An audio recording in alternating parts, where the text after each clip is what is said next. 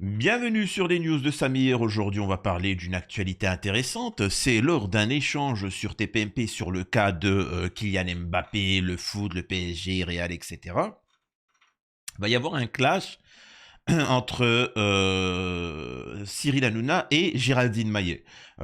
Historiquement, Hanouna a toujours soutenu le PSG de Nasser El Khalifi, le président du PSG, et du côté de Géraldine Maillet et son mari Daniel Riolo, ils ne soutiennent pas Mbappé parce qu'ils ne l'apprécient pas, parce que voilà, Mbappé est un enfant pourri gâté.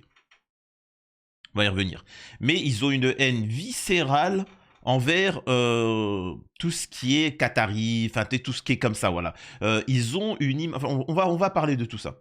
Et Hanouna va péter un câble, va lui rentrer dedans de manière magistrale à Géraldine, et vous allez voir, ça va être intéressant. J'aborderai aussi dans le cadre de la vidéo de ce phénomène par rapport à Deschamps et Zidane, etc. Il y en a beaucoup qui se disent, mais pourquoi Deschamps reste au pouvoir comme ça aussi longtemps? Pourquoi le système veut le laisser comme ça, alors qu'il y a Zidane qui pourrait être sélectionneur d'équipe de France? Tout ça, ça va être intéressant à analyser. Avant de démarrer, je vous invite à vous abonner, laisser un commentaire, un like pour le référencement, me rejoindre sur les réseaux sociaux et sur mes chaînes secondaires.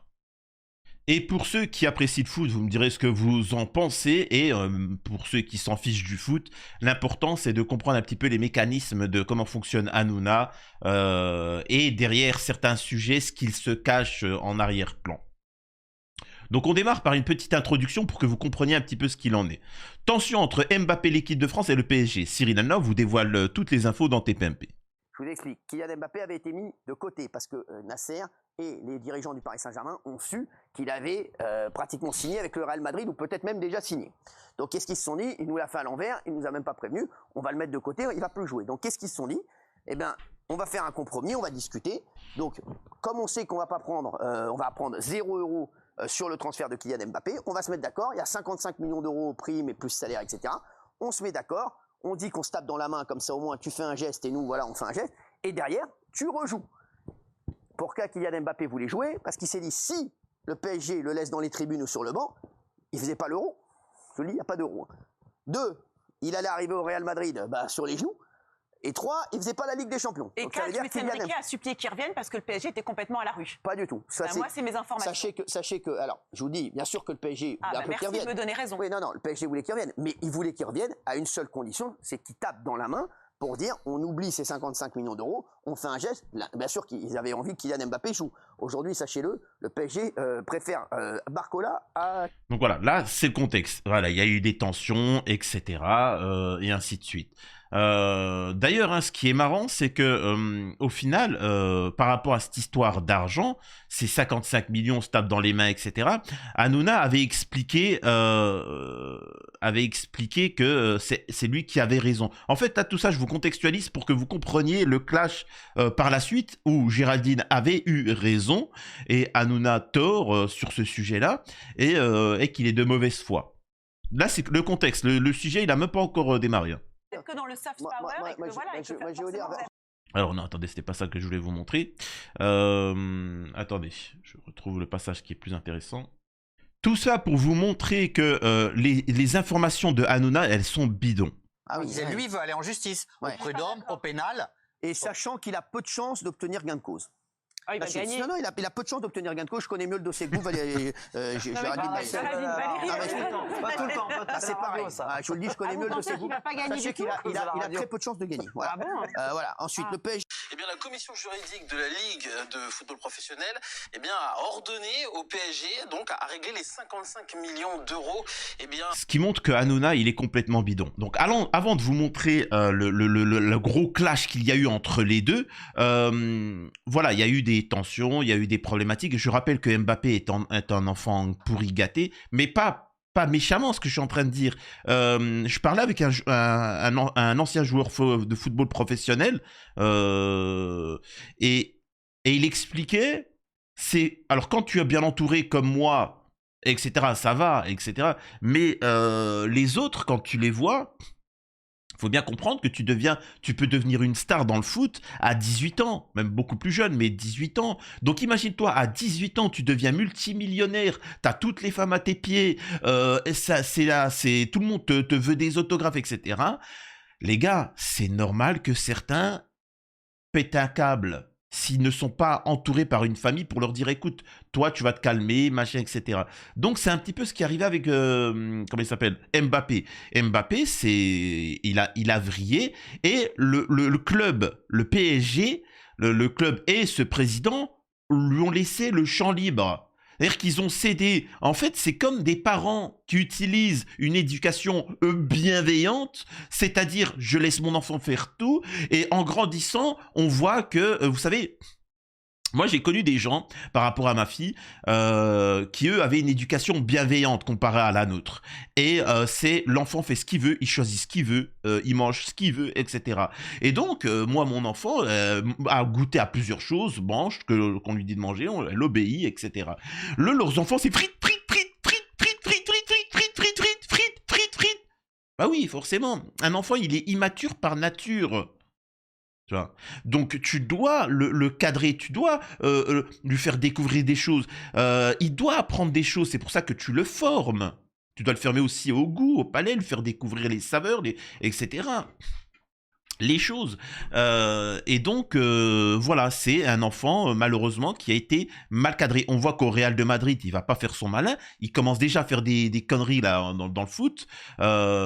Mais voilà, c'est pour vous contextualiser le drame. Maintenant, je rappelle que Nasser El Khelaïfi, le Qatar, etc., quand ils sont venus au PSG, s'ils sont pas là, les Qataris, les gars, il n'y a plus d'argent, il n'y a rien du tout, ça va être pathétique, ça va être nul, ça va être compliqué d'avoir de bons joueurs, et ainsi de suite. Donc, c'est positif.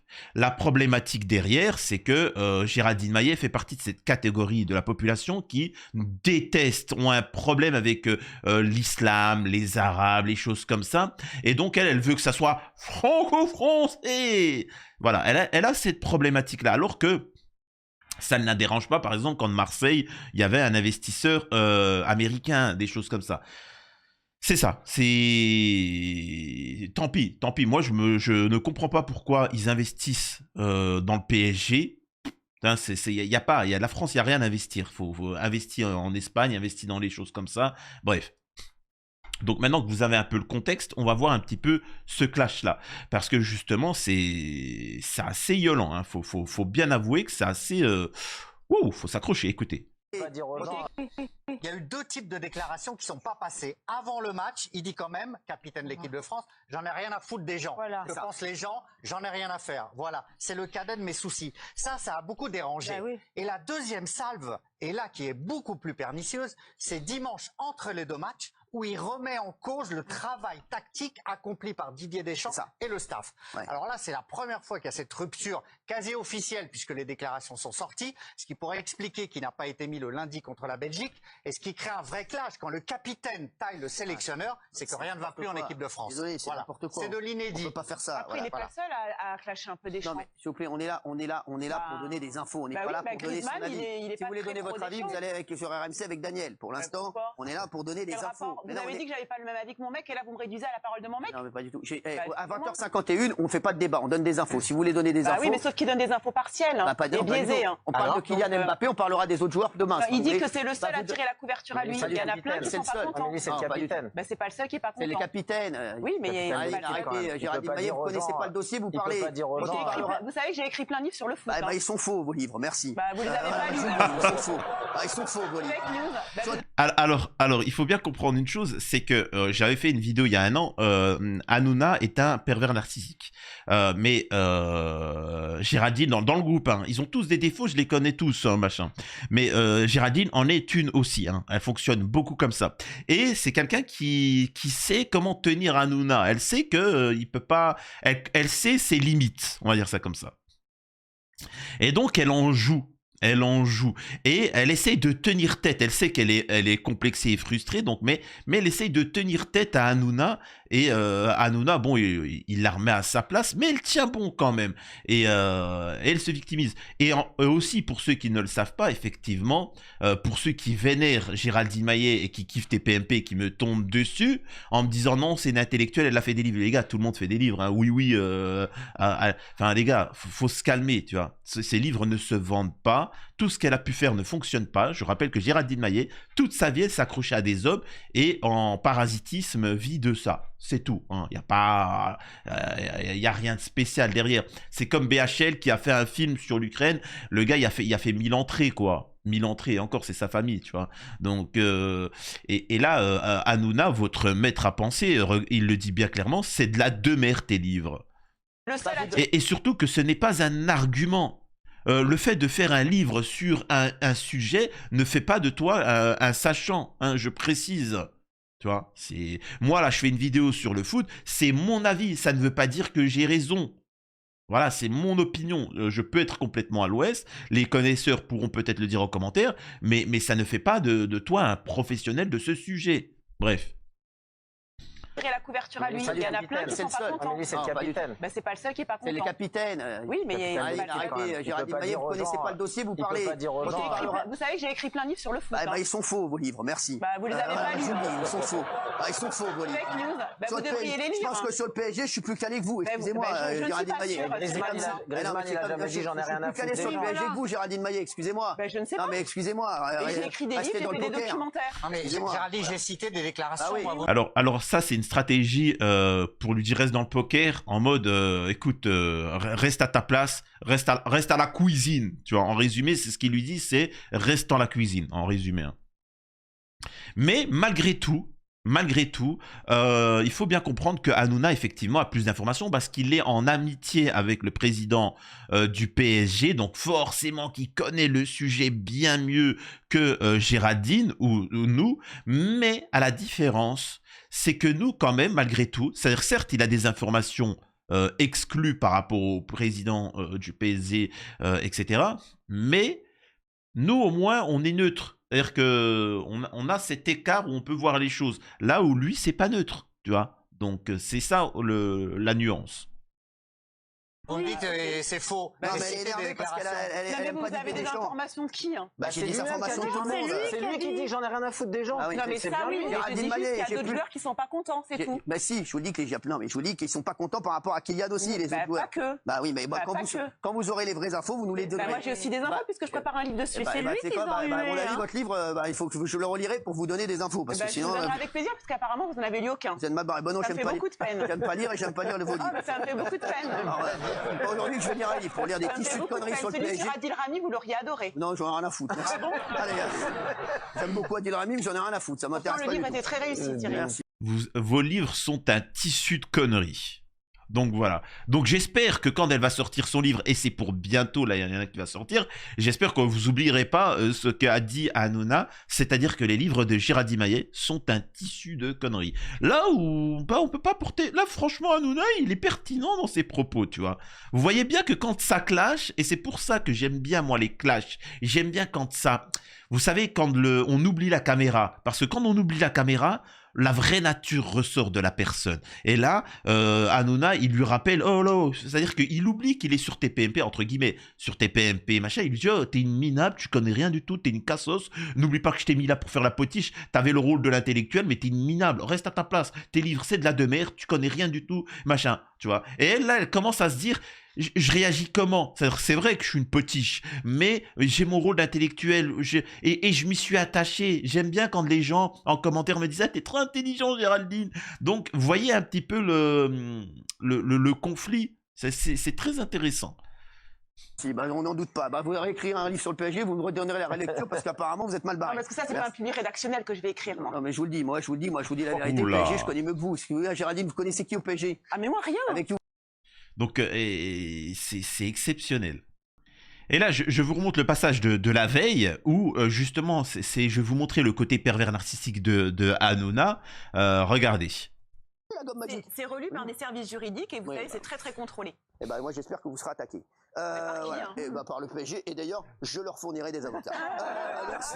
Parce que s'ils en ont besoin en plus, j'en ai une petite dizaine que je leur offrirai. Moi j'ai l'impression que vous êtes le porte-parole de Nasser ici, que vous n'êtes que dans le soft power et que voilà, je vais vous dire, Géraldine Maillet, laissez parler les gens. Et là, en fait, Hanouna, c'est là où moi j'aime pas quand les gens mentent. Parce qu'en fait, quand tu dis la vérité, c'est pas méchant, mais en fait, tout va bien. Alors bien évidemment, moi je dis tout le temps la vérité, en pensant qu'en commentaire, les gens ils sont pas habitués, ils sont choqués, mais quand les gens comprennent que tu dis la vérité, même s'ils sont pas d'accord, au bout d'un moment, ils acceptent ton point de vue et ils se disent, je suis pas d'accord, moi je suis pas d'accord, mais au moins tu t'exprimes ton truc.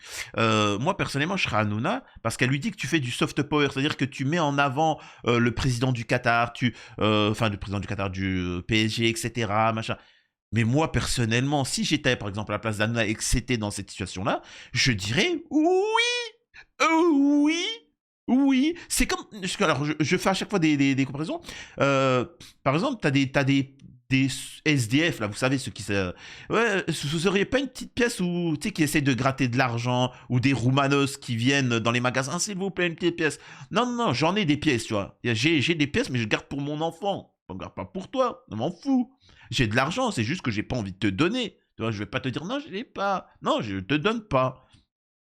Et ben moi, je serais à la place d'Hanouna, je dirais oui, effectivement, je mets en avant le Qatar parce qu'ils investissent à Paris, ils investissent dans Paris. Je sais pas dans quelle ville vous vivez, mais imaginez-vous, un Qatari, il vient, il dit, voilà, j'aime cette ville, j'ai envie d'investir, j'ai envie de truquer, et d'un seul coup, il crée des emplois, et il se dit quoi, on va faire le plus grand centre commercial chez vous dans votre ville, et ensuite, on va faire le plus grand manège, centre parc aquatique et centre machin dans votre ville, aux alentours, vous inquiétez pas. Et il investit. Forcément, vous allez dire quoi? Bien, alors il y a forcément Géraldine qui va dire ouais, mais en même temps le Qatar, parce qu'elle a la haine. Et puis certains d'entre vous vont dire quoi? Ben facilitons-lui la tâche. Ça va créer des emplois, ça va créer une ville attractive, ça va créer des trucs comme ça. Donc c'est un peu ce qu'il est en train de faire Hanouna. Il pense à Paris, il pense à l'amélioration de Paris, parce que Paris se délite, hein, c'est une catastrophe. Donc oui, c'est du soft power et il faut en être fier quand c'est pour des bonnes choses. Moi, je suis par exemple pour le soft power, même le hard power, concernant par exemple dans un pays la mise en avant de leurs produits. Par exemple, le fait de dire les produits français sont excellents. Vous en entendez souvent à la télé, les produits français sont excellents. Et il faut consommer français, les produits français. Je vous l'ai toujours dit. Les produits français n'ont aucune plus-value par rapport aux produits espagnols, roumains, algériens, chinois. Faut bien le comprendre. Je dirais même plus, parfois même c'est l'inverse. C'est-à-dire que la tomate espagnole est bien meilleure que la tomate française. Mais malgré tout, en France, il faut mettre en avant les produits français. Il n'y a pas de mal de dire ça. Moi, ça ne me dérange pas qu'on dise les produits français sont bien, on les met en avant parce que c'est pour notre intérêt. Vous voyez ce que je veux dire? Mais pas là. Maintenant, ça m'intéresse pas de dénigrer les autres. Donc, vous voyez ce que je veux dire? C'est simple. Bref. Géraldine Maillet, moi je pense que vous pensez à une place que vous n'avez pas, Géraldine. Je vous aime beaucoup, mais je pense que vous n'y connaissez rien. Okay. Je vais vous dire, moi, de mes infos... ne me donnez pas la parole alors. Bah non, mais ça y est, vous avez eu longuement la parole. Ne me la donnez pas en première intention. Bah si, en première intention, car vous parlez football. Merci, Géraldine Maillet. Je vais vous dire, vous n'avez rien dit en fait. Voilà, la seule chose que vous avez dit, c'est que Kylian Mbappé est harcelé. Kylian Mbappé, sachez-le, tous ses coéquipiers, voilà, et c'est un secret pour personne, on avait ras le cul. Sachez-le, voilà, ils en avaient ras le cul de jouer avec lui et que c'était un enfer, ils ont vécu un enfer, l'année dernière, ils jouent d'ailleurs beaucoup mieux maintenant. C'est que le PSG va au prud'homme, ils disent Kylian Mbappé va au prud'homme, vous savez quoi, ça va durer 2 ans, 3 ans, son argent, on verra si je vous l'ai dit à la pub, merci. Et c'est là. Pas du tout, hein. Merci, et là, c'est intéressant. Regardez le côté pervers narcissique dont je vous parlais. Regardez quand il a un problème en public sur TPMP, il utilise l'audience, les choses comme ça pour affirmer son propos. C'est comme par exemple quand il parle d'un sujet, est-ce que il faut autoriser telle ou telle chose? Ah, regardez le sondage du public. En fait, il utilise le sondage du public comme si c'était une vérité. Non, mais attendez, le public, ils peuvent expliquer que 90% pensent que la Terre elle est plate. patate, ça n'en fait pas de la Terre un disque. Vous voyez ce que je veux dire? C'est complètement idiot. Bref. Bonnes oreilles. Merci, c'est ce qu'on retiendra. Bah non, voilà. Donc voilà, donc à la pourquoi vous êtes agressif et méchant là? Je suis pas agressif et méchant. C'est vous qui êtes agressif et méchant. Vous balayez d'un revers de manche, vous l'avez dit à la pub, vous dites c'est vous qui êtes agressif. Pourquoi vous êtes agressive et méchant? Donc là, tu vois qu'elle le met en porte-à-faux en direct. Elle sait très bien qu'elle peut le tenir par les yucks, mais il va savoir, il va utiliser son côté pervers pour la calmer.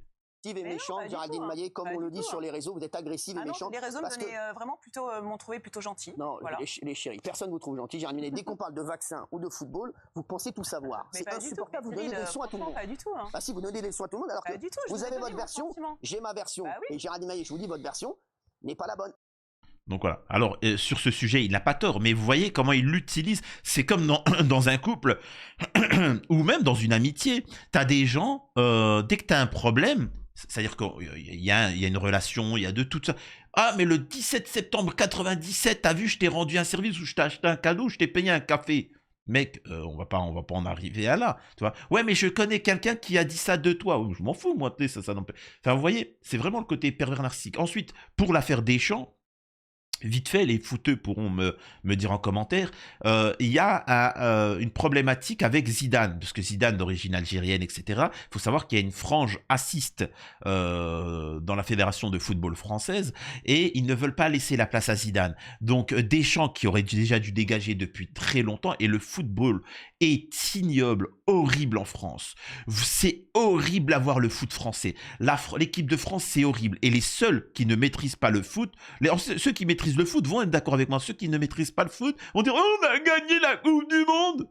C'était ignoble à voir cette Coupe du Monde. Ignoble. Ça avait strictement rien à voir en 98. C'est-à-dire que tu as ce qu'on appelle le beau jeu. Par exemple, les gens qui aiment le foot aiment bien regarder la Liga, les matchs de foot espagnol, italien, etc., anglais, parce qu'il y a de l'action. En France, il y a l'esprit Deschamps, c'est en fait on tue le jeu. C'est bien, t'as gagné, mais n'oublie pas, à la base, le foot c'est un divertissement, c'est du sport, mais aussi c'est un divertissement. C'est-à-dire que même si tu supportes ton équipe et que t'aimes pas l'autre équipe, t'as envie de justement qu'il y ait de l'action. Tu préfères qu'il y ait un 4-4, tu vois, qu'il y ait un 1-0. Vous voyez ce que je veux dire? Quelqu'un va se dire, ouais, mais bon, certes, mon équipe a gagné, mais si tu vois des actions de folie, un truc où ça se joue au dernier moment, là, tu vas kiffer. Bref. Et donc, le jeu de Deschamps déplaît. Et maintenant, le problématique, c'est que s'il part, c'est Zidane qui va être mis en avant. Et donc, en fait, la posture, c'est de mettre en avant Thierry Henry, petit à petit, et ensuite la transition se fera que Thierry Henry dirigera l'équipe nationale de football française et pas Zidane. Et là, Zidane, il peut oublier avant les 10 à 15 prochaines années. Donc voilà un peu l'objectif, c'est pour vous montrer que derrière des actions, il y a beaucoup de choses. Voilà, dites-moi ce que vous en pensez, c'était les news de Samir.